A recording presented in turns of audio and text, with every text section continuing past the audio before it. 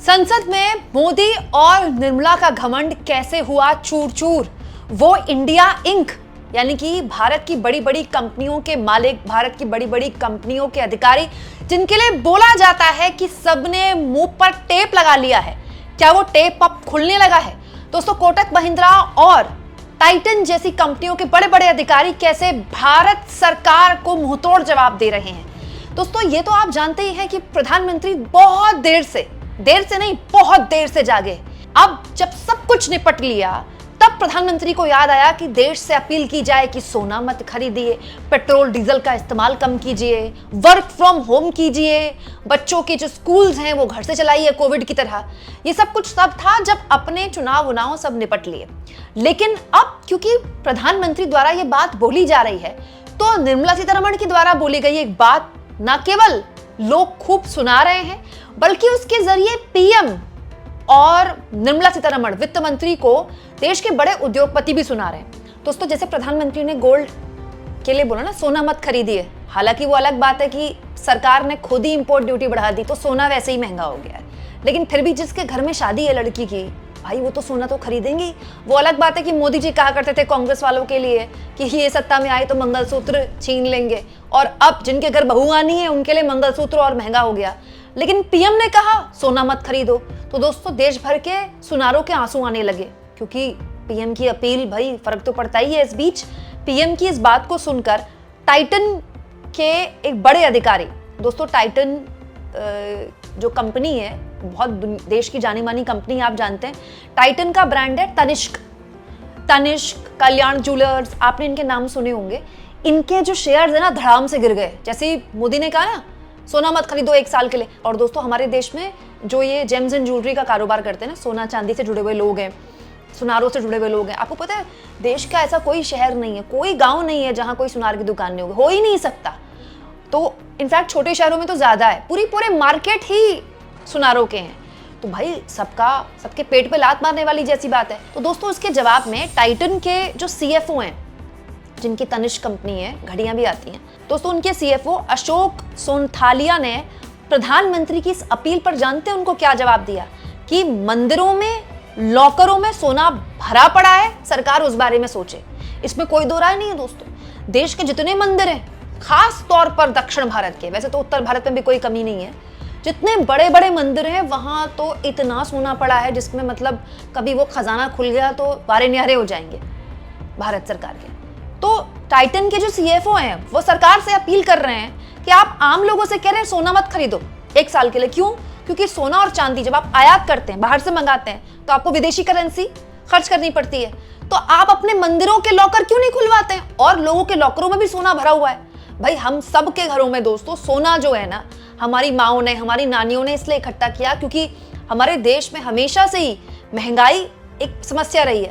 तो एक middle class आदमी को थोड़ा सा भी पैसा आता है, या उसको लगता है कहीं इतना पैसा नहीं कि घर खरीदे, लेकिन इतना पैसा है कि कहीं जोड़ ले, तो आदमी सोना खरीद लेता है। या जिसके घर में लड़की है वो बेचारा बचपन से कुछ लड़की के लिए जोड़ता है कि चलो इस साल 2 कंगन बना लिए, 2 साल बाद एक हार बना लिए, क्योंकि भाई सोना हर दिन महंगा हो रहा है।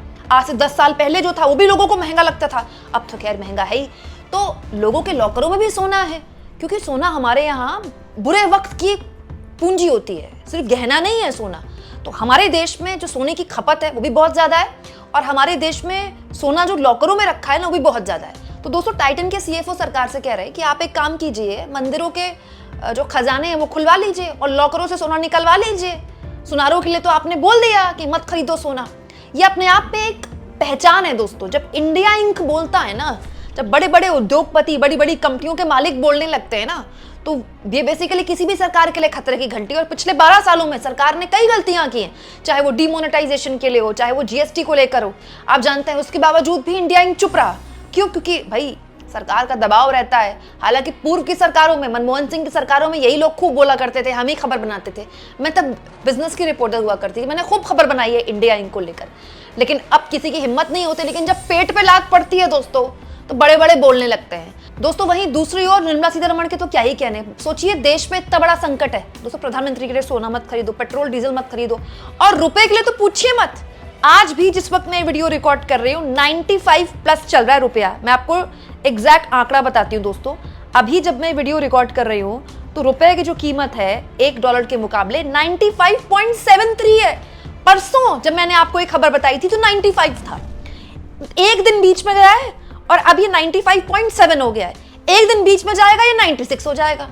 रुपया ऐसा गिर रहा है जैसे मोदी जी की भाषा में अगर कहूं कि कंपटीशन चल रहा है कि भारत सरकार की साख ज्यादा गिरेगी कि रुपया ज्यादा गिरेगा। और तो और दोस्तों, रुपए की तो ऐसी हालत हो गई है कि वर्स्ट परफॉर्मिंग करेंसी बन गई है एशिया की।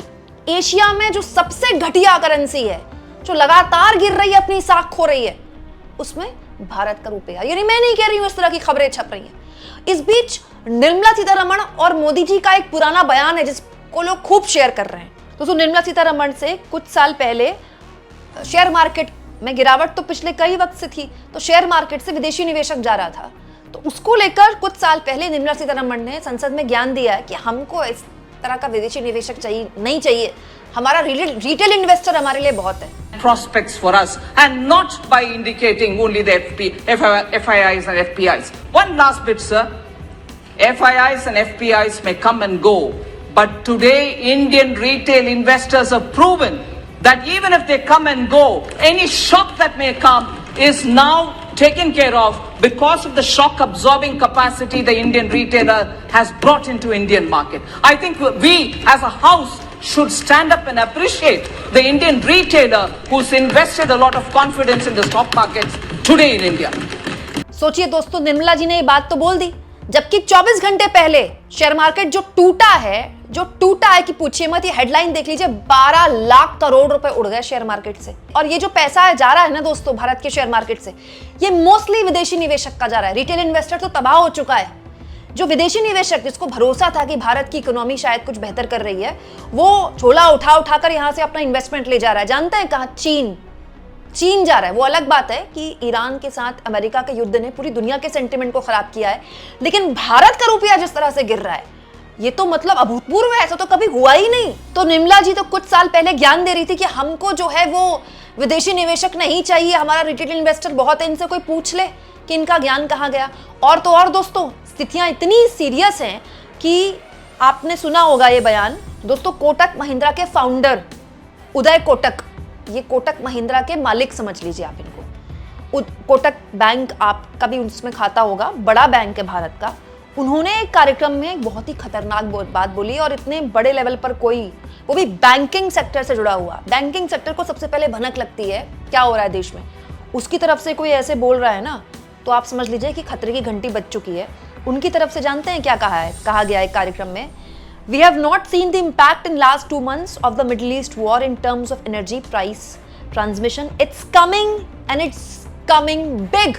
हमने पिछले 2 महीने में अभी तक जो ये एनर्जी क्राइसिस है पूरी दुनिया में जो हो रहा है, उसका परिणाम अब तक हमने देखा नहीं है, लेकिन अब वो आने वाला है और बहुत बड़ा आने वाला है।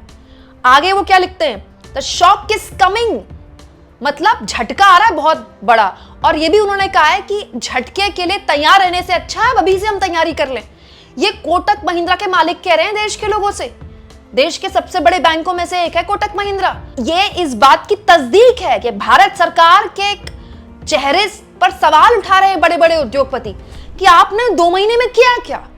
पूरी दुनिया के देश पिछले 90 दिनों से कुछ ना कुछ कर रहे थे। जब से युद्ध शुरू हुआ दोस्तों, कोई अपने यहाँ वर्क फ्रॉम होम कर रहा था, कोई 5 दिन की वर्किंग कर रहा था, किसी ने अपने घर से स्कूल चला दिए थे, क्योंकि अभी एनर्जी बचाने का टाइम था। दोस्तों, हमारे यहाँ ले रैलियां, एक दिन में 3 रैली, 2 रोड शो, ऐसा भव्य शपथ ग्रहण है, ये उधर शपथ ग्रहण है। शपथ ग्रहण में दुनिया नमान के पता नहीं कौन कौन लोग बुलाए जा रहे हैं। और जब ये सब निपट गया तो मोदी जी देश के लोगों से अपील कर रहे हैं कि अब देशभक्ति दिखाने का टाइम आ गया है। लेकिन दोस्तों, अब कोटक महिंद्रा के फाउंडर कह रहे हैं कि it's coming and it's coming big. यकीन जानिए, ये इतना खतरनाक बयान है ना, मतलब इसका कहने का मतलब है कुर्सी की पेटी बांध लीजिए, बुरे दिन आने वाले हैं। और यकीन जानिए दोस्तों, इस तरह के बयान जानते हैं 2008 में जब लेमैन ब्रदर्स दिवालिया हुआ था और अमेरिका से निकलकर पूरी दुनिया में मंदी का दौर आया था, तब इस तरह के बयान आने शुरू हुए थे। हालांकि वो अलग बात है कि उस वक्त डॉक्टर मनमोहन सिंह ने भारत को उस मंदी के मार से बचा लिया, और उस मंदी के वक्त में भी भारत 8% की जीडीपी से दौड़ रहा था। 8%। आज तक मोदी सरकार 8% की जीडीपी अचीव नहीं कर पाई है टिल डेट इन 12 सालों में। लेकिन वो तो पुरानी बात हो गई। बड़ा सवाल ये है कि जो बड़े बड़े उद्योगपति जो अभी तक पिछले 12 सालों में अपने मुंह में टेप लगा के घूम रहे थे, वो खुलकर जब सरकार से कह रहे हैं कि आप सोना ना खरीदने के लिए बोल रहे हैं, तो आप मंदिरों का सोना क्यों नहीं निकालते?